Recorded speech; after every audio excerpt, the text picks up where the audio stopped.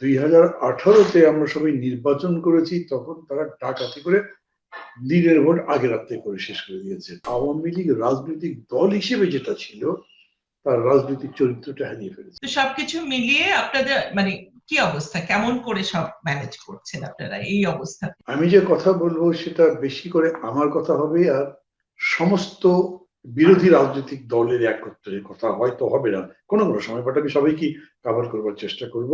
এই দরিদ্র জনগোষ্ঠীর জন্য ধরেন আমি আমার দলের পক্ষ থেকে একটা প্রস্তাব বলছি, এটা আমি সবার জন্য বলি, সব পার্টিকে বলি, দেখেন হ্যাঁ। এটা সম্ভব কিনা।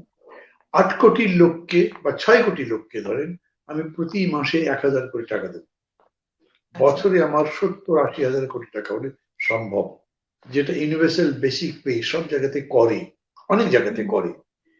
এইটা করতে পারলে আমাদের দরিদ্র জনগোষ্ঠীর একটা বিরাট সাপোর্ট হয়। আচ্ছা। আমাদের দেশ থেকে ফাইন্যান্সিয়াল ইনস্টিটিউশন, ব্যাংক এবং অন্যান্য কিছু মধ্যে প্রত্যেক বছর গভর্নমেন্টের হিসেবে 70,000 কোটি টাকা বিদেশে পাচার হয়।